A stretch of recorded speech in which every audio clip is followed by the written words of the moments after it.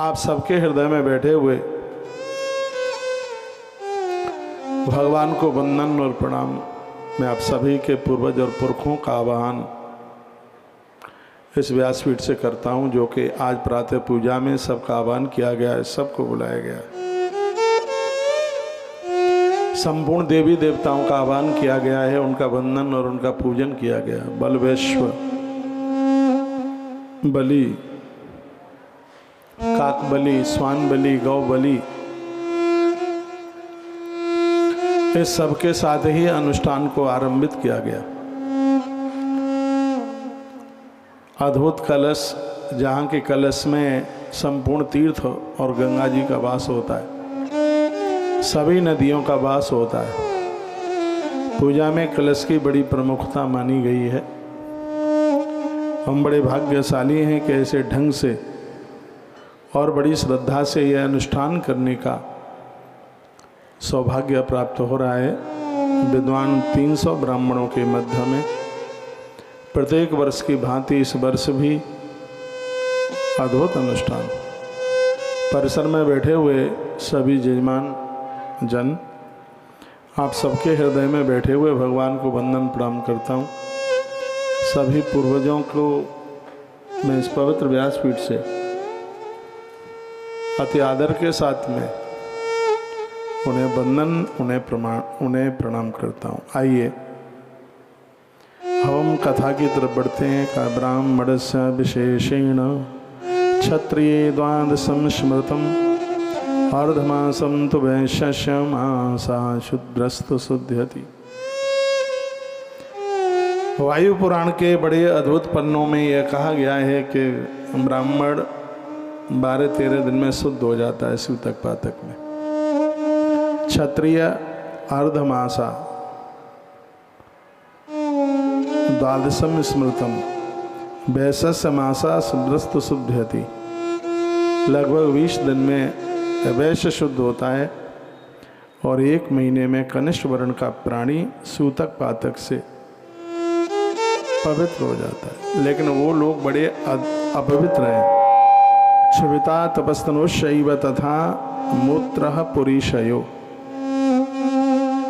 आपका ध्यान इधर हो, सुन लीजिए।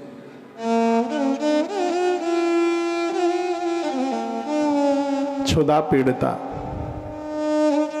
जब भूख से त्रसित हुआ व्यक्ति और दौड़कर भोजन पर जाके टूट पड़ा, भोजन करके जिसने कुल्ला नहीं किया, हाथ नहीं धोए, ऐसे व्यक्ति को अपवित्र माना गया है। वो पूजा पाठ का अधिकारी नहीं है। ब्राह्मण को भोजन कराते समय उसे वो भोजन परोसने का अधिकारी नहीं। यहाँ आप सब जजमान लोग परोस रहे हैं, इतना मैं निवेदन करूँगा। लेट बाथरूम करके आए हैं, मल विसर्जन के लिए आए हैं, तो स्नान किया है तो ही ब्राह्मणों को परोसें। बाथरूम करके आए हैं तो कुल्ला किया है तभी ब्राह्मणों को परोसें। इस वायु पुराण में वर्णन है, वो मैं आपको निवेदन कर रहा हूँ। निद्रा पीड़िता, जो सो के आए हैं, उन्हें अपवित्र बताया गया है। सोने के बाद या तो स्नान करो, यह नहीं हो सकता तो अर्ध स्नान कीजिए। पाम घुटने तक धोइए, हाथ कोहनी तक धोइए, मुंह पर छींटे लगाइए, देह के ऊपर जल का कुछ छींटा लगाएं, उसके बाद ही आप शुद्ध होंगे। तब ही पूजा में बैठें, तब ही ब्राह्मण को परोसें। फिर कहा गया है कि थूक करके आए हैं तो भी कुल्ला की जरूरत है। इस कर्म कांड को बड़ा विशेष माना गया।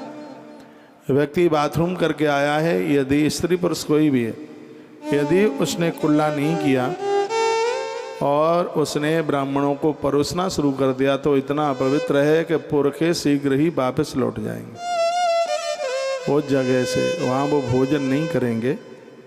इसलिए शुद्धता का जरूर ध्यान रखें।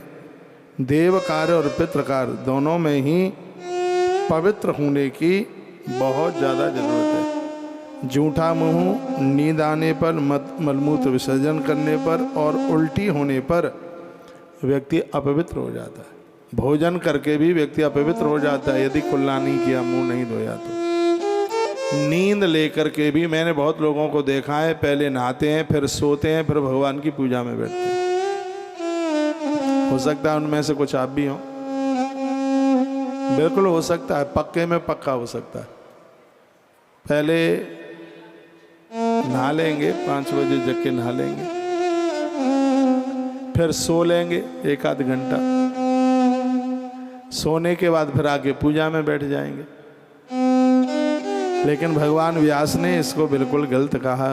मैथुन बमन इत्यादि के तत्पश्चात मिट्टी दोनों हाथों में लगा करके धोइए, कुल्ला कीजिए, मुंह धोइए, तब ही पूजा में बैठिए, तब ही ब्राह्मणों को परोसिए, तब ही आपको शुद्ध माना जाएगा।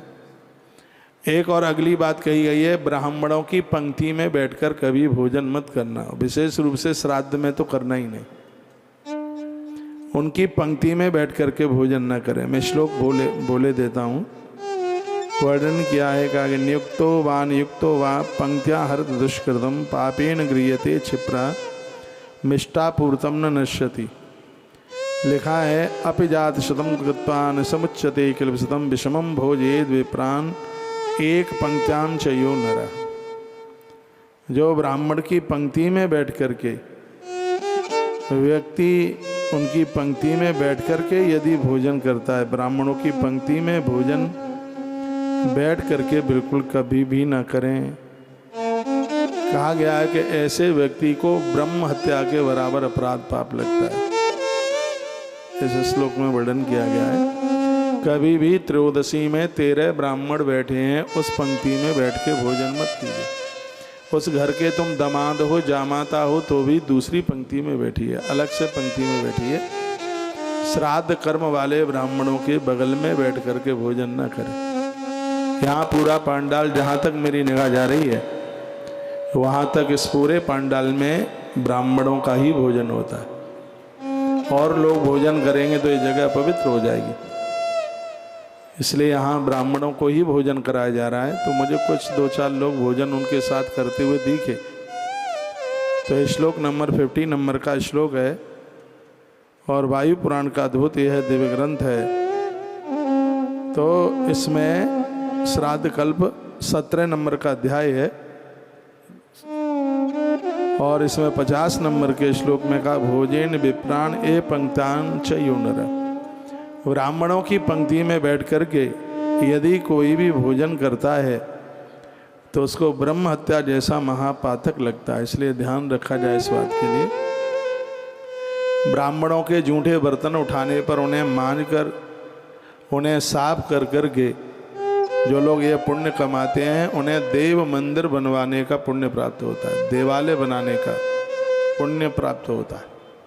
इसलिए भगवान श्री कृष्ण ने राजस्वी यज्ञ में उन ब्राह्मणों के पत्तलें उठाई, बर्तन भाड़े उठाए। कि वायु पुराण श्राद्ध में इसको सुनना बहुत ही ज़्यादा विशेष है। इसलिए इसकी कुछ बातें मैं आपके बीच में रख रहा हूँ, वो आप सुन लें, अच्छा लगेगा, बढ़िया लगेगा। तस्मै सत्कृतम यो दद्या युद्धपो यज्ञ उच्यते। जो श्राद्धों में प्रत्येक दिन ब्राह्मणों को भोजन कराते हैं, उन्हें रोजाना प्रत्येक दिन अश्वमेध यज्ञ करने का फल प्राप्त होता है। 51 नंबर का श्लोक है वायु पुराण अध्याय नंबर 17 श्लोक नंबर 51। बड़ा अद्भुत ग्रंथ में वर्णन किया गया, बहुत आनंद आ गया। इसमें कहा कि जो नित्य ब्राह्मण को भोजन कराते हैं, उन्हें प्रत्येक दिन अश्वमेध यज्ञ जैसे अद्भुत यज्ञ करने का सौभाग्य प्राप्त होता है। पितर पक्ष चल रहा है, इससे आप चूक न जाना। ईश्वर ने बड़ी कृपा करी और ये 1,00,000% है, यह बिल्कुल सही है। श्राद्ध में ब्राह्मण को भोजन कराने वाले की अपमृत्यु नहीं हो सकती। अपमृत्यु कहते हैं अकाल मृत्यु, वो समय से पहले नहीं जा सकते। सूतक पातक लगाए हैं, घर में कढ़ाई नहीं चढ़ सकती है। तो आप ब्राह्मणों के यहाँ तीर्थों में, गुरुजनों के यहाँ बहुत भंडारे चलते हैं, वहाँ पर अपना जाकर के सहयोग कर सकते हैं। एक बात बताऊं मैं आपको, बहुत हृदय की भावना के साथ बोल रहा हूँ। आप घर पर ब्राह्मण जमाते, उसका बहुत बड़ा पुण्य होता। एक ब्राह्मण को जमाने का आपको फल मिलता। लेकिन श्री गया जी में जिन ब्राह्मणों को आप भोजन करा रहे हैं, मेरा हृदय मेरा अंतर बोलता है घर का 10,000 ब्राह्मण श्री गया जी का एक ब्राह्मण एक बराबर है। इस धरती को ताली तो बजाना ही मत, इस धरती को बड़ा वरदान लगा हुआ।